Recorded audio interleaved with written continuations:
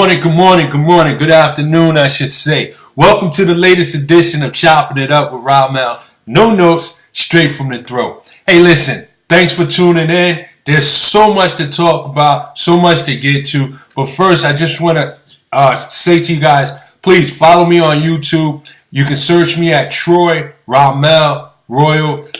You see all my videos there. Follow me. Subscribe to me. I appreciate that. Make comments. I really will enjoy that. Hey, let's get right to it. Believe it or not, this is March. And it really stands for March Madness. Sometimes it's crazy in sport, crazy in weather. But March Madness is on its way. With so much to talk about, you have the NBA heating up. You have the NCAA conference tournament starting. You have NFL free agency about to kick off. And you also have spring training for baseball, Major League Baseball. So it's a lot to talk about this time of the year. But we're going to get started with last night's game. That was just a sensational game between the Celtics and the Cavs. Before we talk about that, I want to ask you, with all the deadline moves that were made with trades, buyouts, and acquiring this person, this player, did anybody close the gap in the East with Cleveland? Did Toronto close the gap? Did Boston close the gap? Did Washington close the gap? Did anybody make any significant moves that you could say maybe they've closed the gap or have a better chance of beating Cleveland? Because Cleveland is clearly the favorite. And Boston, for that matter, they didn't make any moves. However, they might be the team in the East that has the most chemistry along with the most momentum. And that's important because sometimes that can lead to victories itself by having good chemistry and momentum. But let's get to last night's game. What a game it was. You know, I'm not the biggest Lebron fan on the court. I respect his game, and when it's all said and done, yes, he's going to be one of the great ones to ever play this game. I recognize that, and I give him credit for that. But last night, just it showed to me again why I can't put him among the all-time greats. Listen, Kyrie Irving did his best to try to get this victory. He had one of the best moves that I've seen going to the basket in maybe over 30 years. Yeah, over 30 years. The move that he put on was Dr. J Light. And on a very, you know what, a great defender in Avery Bradley. He went baseline, glided up and under with the reverse. Unbelievable move that he put on. To come back and challenge Bradley again, I give him credit. But this time, Bradley showed the defensive player that he is, forced him to take a tough turnaround jump shot. That's basketball, guys. That is basketball. Competition at its best. Kyrie Irving came down, did his thing, boom, boom. Avery Bradley wasn't discouraged, came back, slid his feet correctly, stayed in front of him, caused him to take a back turnaround jump shot.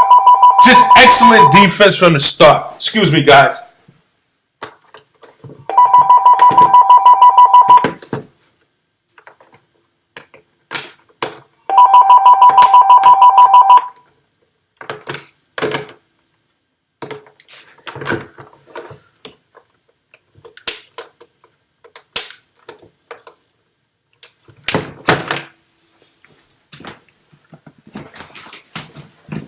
I'm back.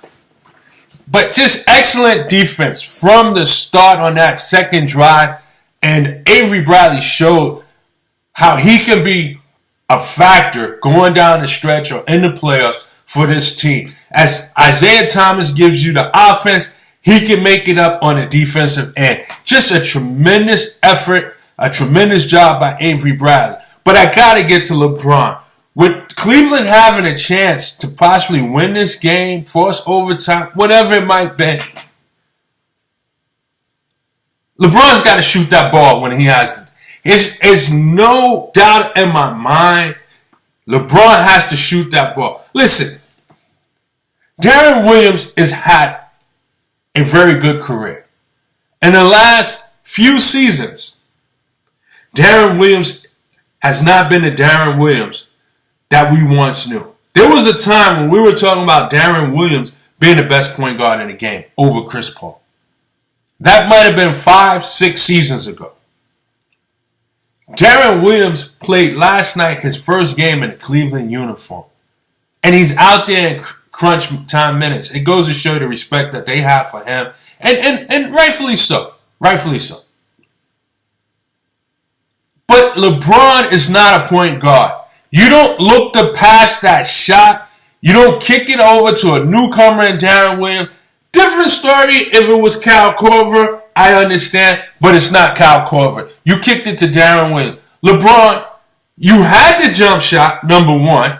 Then when you faked, you put two defenders in the air. You had a clear lane to the basket. LeBron, you got to make that. You have to live and die with that shot, LeBron. No doubt in my mind, you have to live and die with that shot, LeBron. To me, that's what separates him from the greats. Larry Bird is taking that shot. Isaiah Thomas is taking that shot. Kobe Bryant is taking that shot. D. Wade is taking that shot. Kevin Durant is taking that shot. Michael Jordan is taking that shot. Carmelo Anthony is taking that shot. The only superstar that may not take that shot or only great player that I can honestly say that may not take that shot is Magic Johnson. Because he's a point guard who is looking for the guy with the better shot. But LeBron, you have to take that shot. That's what I came away from that game. LeBron froze. You have to take that shot, LeBron. Nevertheless, what an exciting game it was. 27 lead changes, I think 10 lead changes in the fourth quarter alone. How big was Avery Bradley's defense? Jay Crowder stepped up. And yes, LeBron had a triple-double. I think it was something like 28, 13, and 11. Kyrie Irving had 28. Listen, I don't know. I don't think Boston can really challenge Cleveland. We watched the Cleveland team that are missing two guys in J.R. Smith and Kevin Love. When they're healthy, this Cleveland team is going to be loaded. They just added Derek Williams about 2 weeks ago. Now they added Darren Williams, and Andrew Bogut is on the way. Their backup five of Darren Williams, J.R. Smith, Kyle Korver, Derek Williams, and Bogut is probably a playoff team in either conference. The question is, I'm a firm believer that less is more. You're adding players that have been starters all their life. Will these guys adjust to coming off the bench and playing sparingly and being role players? And I'm talking about, will J.R. Smith adjust to being off the bench when he comes back? Will Bogut adjust to coming off the bench? Will Darren Williams adjust to coming off the bench? And even if they decide, well, I can help this team and do this, can they get their game going by coming off the bench? And that's another question. You know, you can have relief pitchers in baseball and be very well at what they do. Be very well at what they do. But may not be able to be a starter. Just because they can't start the game. They can't make that adjustment. Can these guys make that adjustment? I'd like to see it. If so, Cleveland is the deepest team in the league, and they're going to be a big problem the rest of the way. I think the moves that were made by Toronto could help close the gap a bit, but I still think that they're going to make the biggest noise. And I got to go back to that Kyrie Irving move to the whole baseline. We're going to see that on highlights for for weeks to come. That's, to me right now, that was the offensive player of the year, of the season. Fantastic move. Just outstanding. Kyrie Irving. I bet if he had that ball when LeBron had it, he would have made that shot, would have took that shot. The great ones take the shot, LeBron. You got to take that shot. You don't pass it. I mean, I've seen Jordan pass it to who? Kerr? You pass it to Taron Williams for three? You have to pass that to Corver if you're looking to pass it to anyone. Otherwise, take it to the rack. Take it to the rack. You froze. It's plain and simple. You froze. We'll talk about the Wizards for a second. They went into Toronto, and it's unfair to judge Toronto right now because of the absence of Kyle Lowry. But nevertheless, Toronto have been playing some good ball. In fact, they had an exciting win over the Boston Celtics last week, Friday, that just passed. But they went into there, and the Washington Wizards has been playing some really great basketball. They've seemed to get it together. In fact, they picked up Bogdanovic from the Brooklyn Nets, and they just recently signed the Brandon Jennings that was just released from New York. And they look to bolster their bench. And rightfully so. I think Brandon Jennings, right now in his career, can adjust to coming off the bench and playing a backup role. He's done it now last year in Orlando and also this year for New York. And quiet as kept, if New York was in the thick of things for a playoff race, they wouldn't have released him. Actually, he was playing pretty well for New York. A couple of times he was erratic with his shot, but for the most part, New York couldn't keep up with him. He did lead New York in assists per game, so he played very well.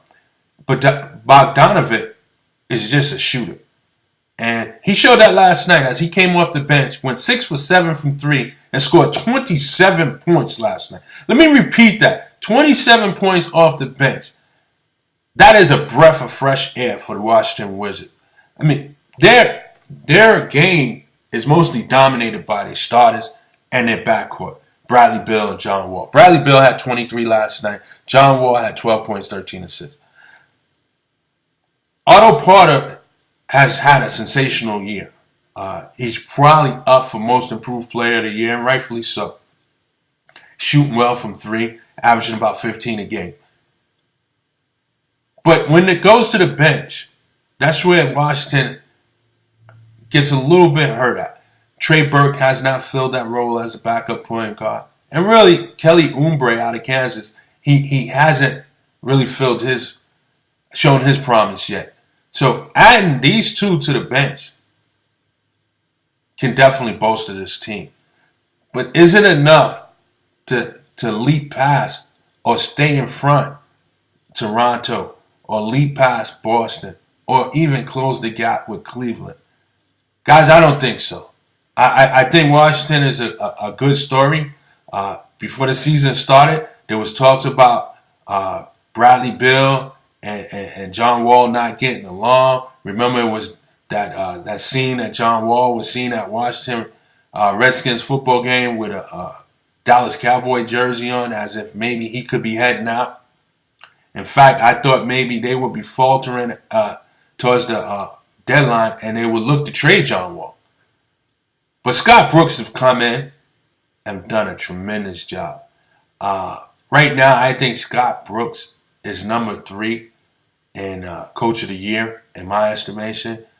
And we'll get into the other ones later in the show. But I definitely think so.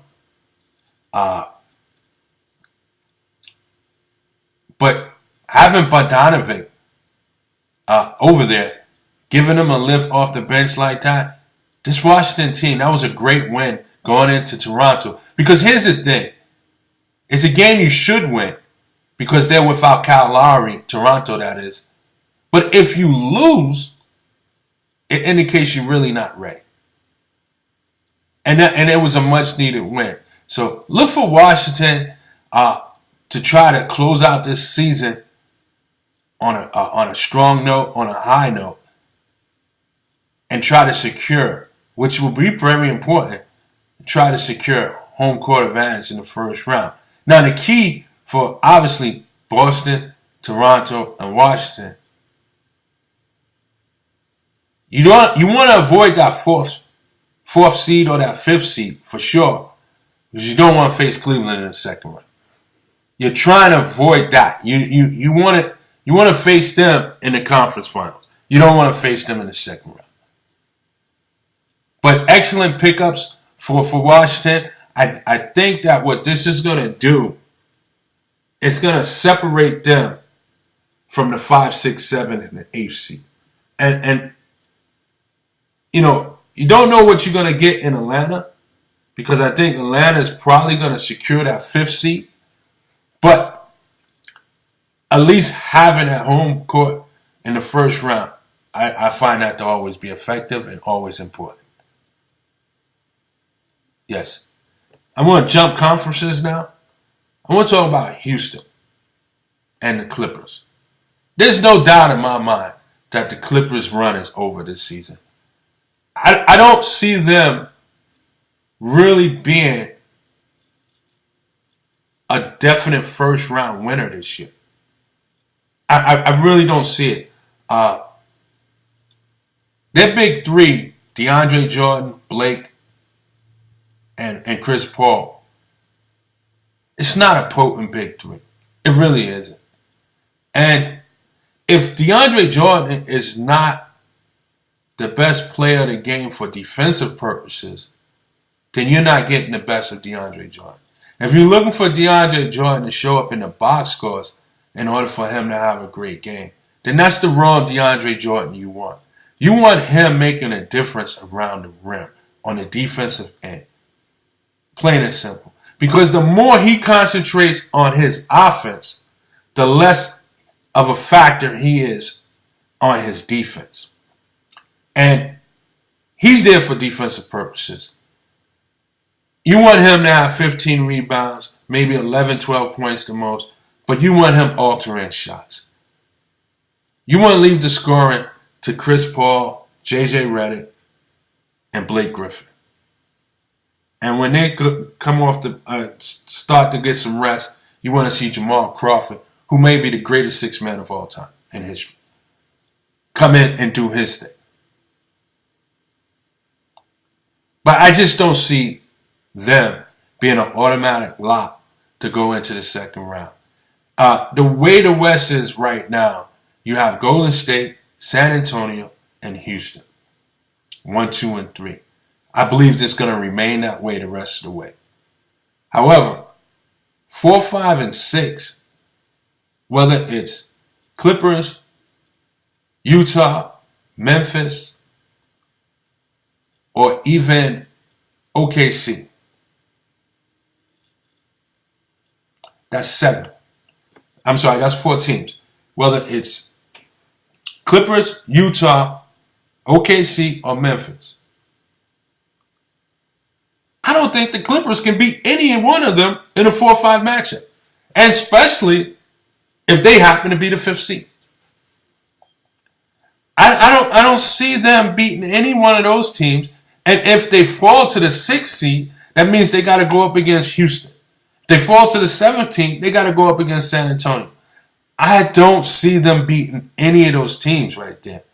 I really don't. I don't like how they're playing. Their body language doesn't look well. Doc look like he's out of answers. They just don't have it. They don't have it. I mean, last night, Houston just ran over them, I think. Harden, he's done it to everybody this year, but the bench came off. They had 37 points. Ryan Anderson outplayed Blake Griffin. I mean, it's just, I don't see it with the Clippers. But this Houston team, D'Antoni found a team that is willing to play and do exactly what he wants his team to do. This is a perfect marriage. And as long as the league continues to play this style of basketball and the centers don't come back and slow it down, D'Antoni in Houston is going to be a problem for at least the next 4 or 5 years. They have a team in place. Right now, I told you I'd get back to it. There's no doubt in my mind, D'Antoni is coach of the year. What he has done with this Houston Rockets team after falling on his face with New York and Los Angeles to find himself as an assistant coach in Philadelphia, got to give him credit. He's done a tremendous job. A tremendous job. And the team is responding well. 37 bench points last night. You had about 5-6 people in double figures, of course, led by MVP candidate James Harden. I mean, I like to give them more credit, but this is about the Clippers not seizing the moment.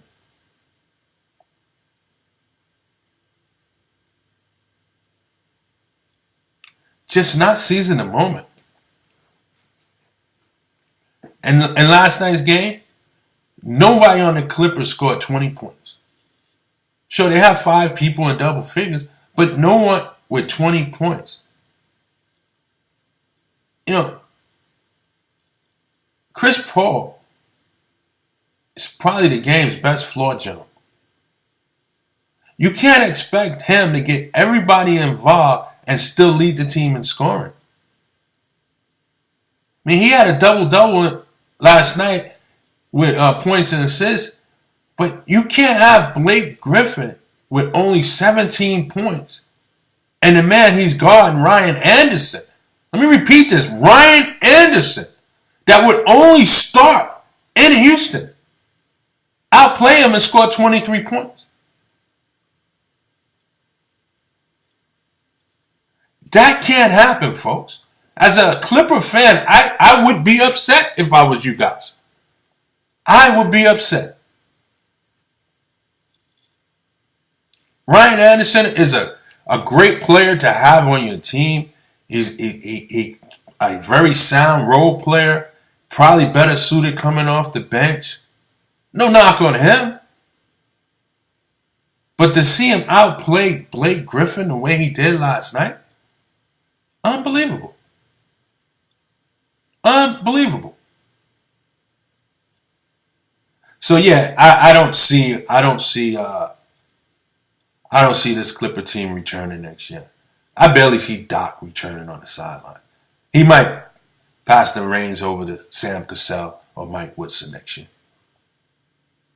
He can't win with this team. He can't win with this team. No.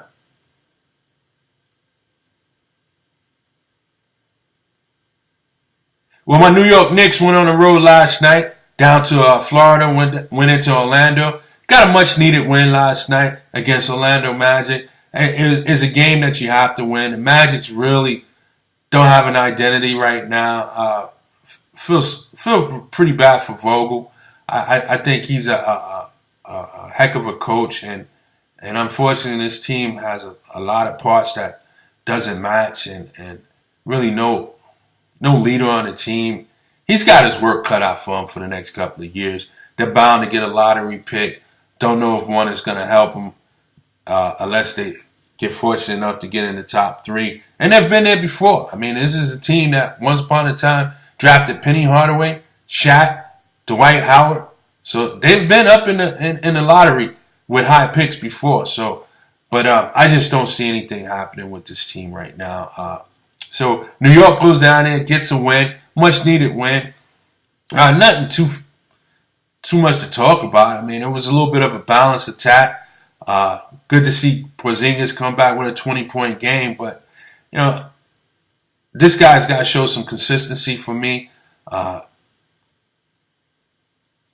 Carmelo, he didn't have it, but he managed to put up about 15, 17 points. He had 9 rebounds. Derrick Rose, I think he led the way with about 19 points. So it was just a team effort. I think in this case here, New York was just a better team, and they found a way to get it done. Nothing too much to talk about. It's just a much-needed win. They're 4 games out of the 8th spot. Is there enough time for them to make a run to maybe get into the playoffs? I think their goal is to get into the playoffs. I was a little surprised to see they waived Brandon Jennings. If there was conversation about he wanted the opportunity to play with a playoff team, you couldn't get a second-round pick for this guy? Maybe somebody else's expiring contract along with a second-round pick? I'm going to coin a new phrase, and it's called GMing. That's just bad GMing on the behalf of Phil Jackson. That's simply what it is. Bad GMing. You should have been able to get at least a second-round pick and someone else's expiring contract for Brandon Jennings, who actually was playing good ball for New York, as I mentioned earlier. But is it time, enough time for New York to make a playoff run? It's going to be tough. I'm going to hang in there. I'm going to support them to the end. But it's going to be tough. But a team that I do want to talk about, well, more so I want to talk about the head coach. I've been critical on this guy over the years. He's had some success. If he was to walk away from the game today, he'll have a better record or resume than some of the better coaches that ever coached this game. And that's Erik Spoelstra. I never thought he was a good coach, and I still don't think he's a great coach or a very good coach. I think he's a doable coach. I thought his success was basically because of the big three that Miami had down there. But what he has done this season, and especially overcoming a double-digit losing streak, I think he had like 10 or 11 losses in a row. What he's done with this Miami team, with just one recognizable name, well, maybe two, Hassan Whiteside and Dragic, it's sensational. I mean, the fact that these games are, this team is a game or a half game out of the 8th spot, it's fantastic. What he has done with this team, he deserves a lot of credit. And I believe that behind D'Antoni, he should be second in Coach of the Year. Because there's not a soul other than Miami season ticket holders that thought that this team had a shot for the playoffs this year. I know I did not have them thinking that way. I know for sure. I didn't think they would be making the playoffs. I don't think D-Wade thought that. Maybe he would have listened to another offer from Ramel. But again, I got to give credit where credit is due. And in the past, I didn't give credit to Erik Spoelstra because I thought he was fortunate of the big three. But he's coaching right now. He's doing a phenomenal job as a head coach this season with the Miami Heat. And like I said, outside of Dragic and Hassan Whiteside, who is recognizable? You might know Tyler Johnson because the Brooklyn Nets gave them this astronomical offer sheet in the offseason last summer that Miami ultimately matched.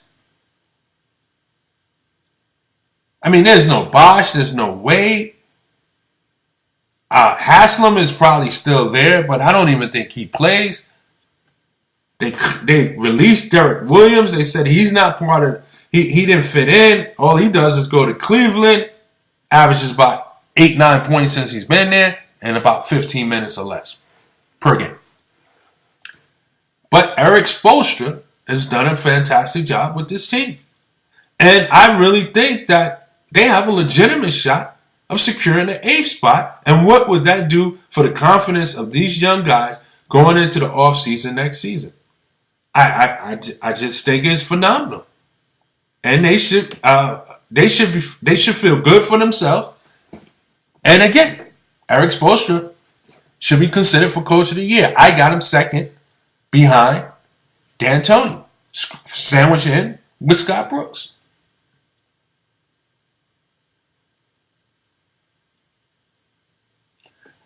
I'm going to move along to the NCAA tournament. The conference tournaments right now are beginning in some conferences.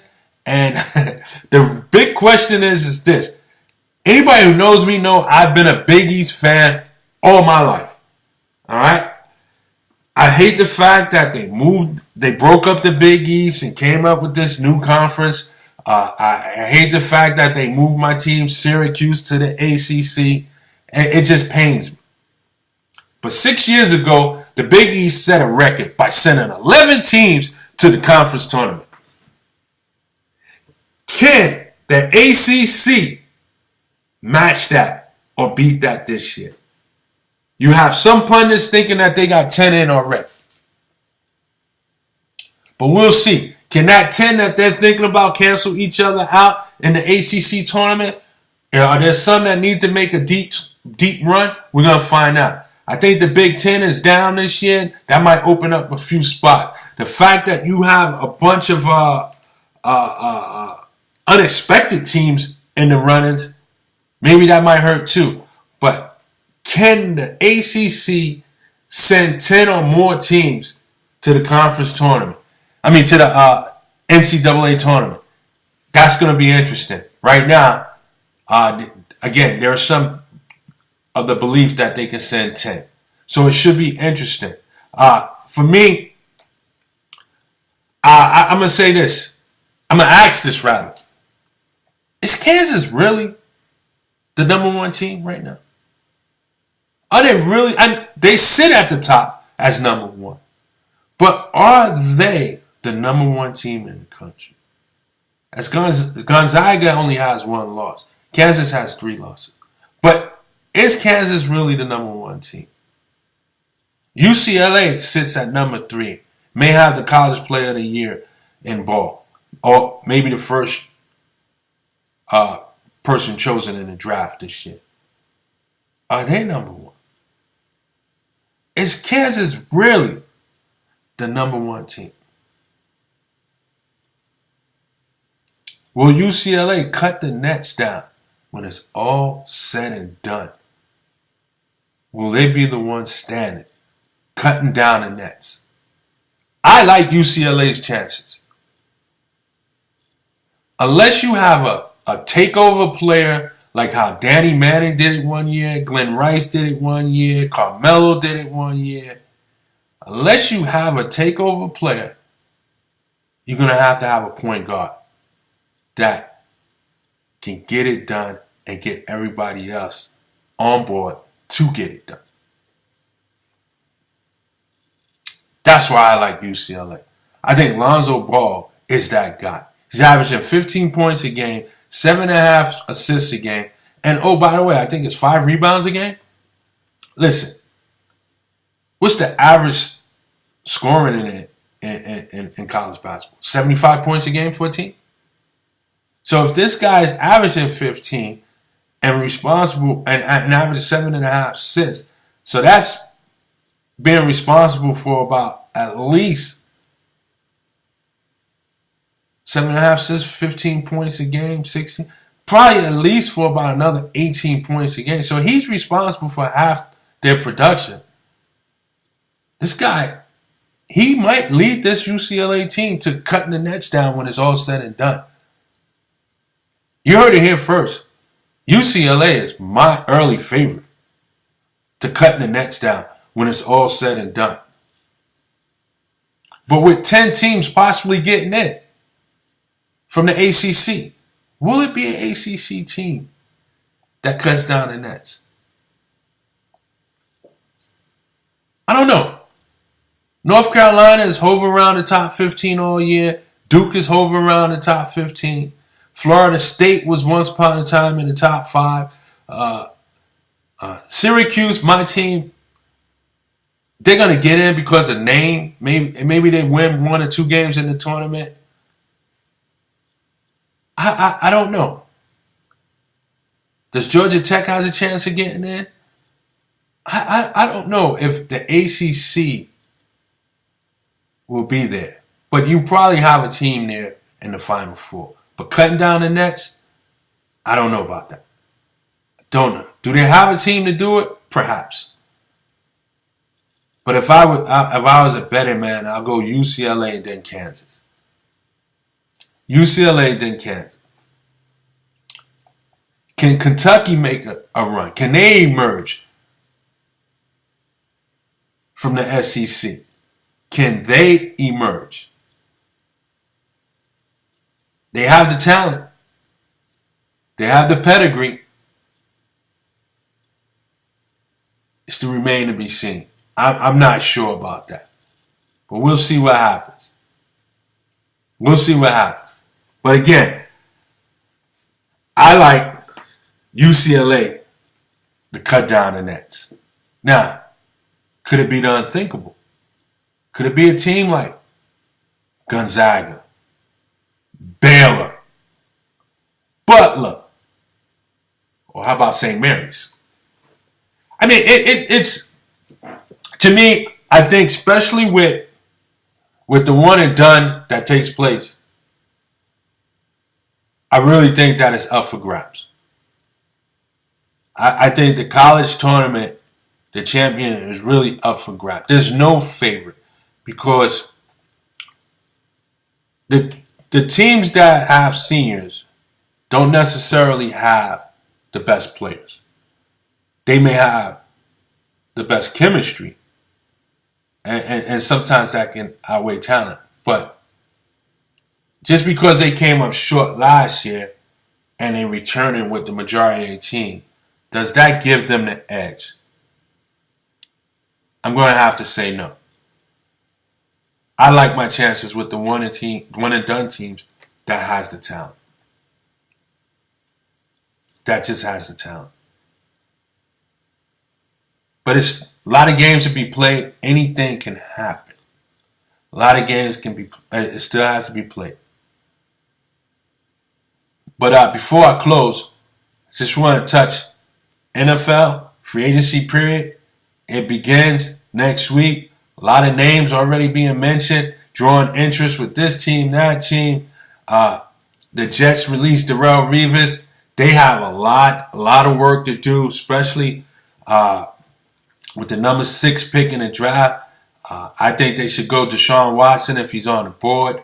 I think everything else will work itself out. The Jets has never had a problem with signing free agents.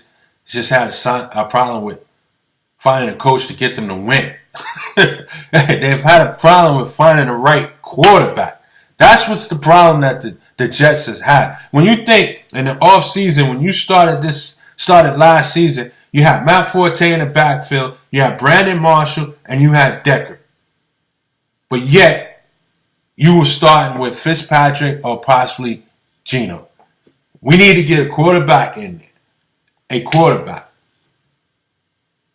For my Eagles, word around town is they're looking at anybody who can catch the ball. Alshon Jeffries, Deshaun Jackson, they're interested in both of them. If they were able to pull off that and bring them to Philly, then they could compete in that NFC East going forward next season. But without any wide receivers with some sure hands, it's going to be a long offseason and a long next season for Philadelphia Eagles. But that's going to do it for my show. Thanks for tuning in. I look forward to chopping it up with you guys in 24. Tomorrow we'll talk about that great fight that's coming on Saturday night with Danny Garcia and Keith Thurman. But until then, peace and blessings. I see you guys in 24 hours. Remember, this is Ramel. We're chopping it up with Ramel. No notes, straight from the throat. You guys be blessed. Chopping it up.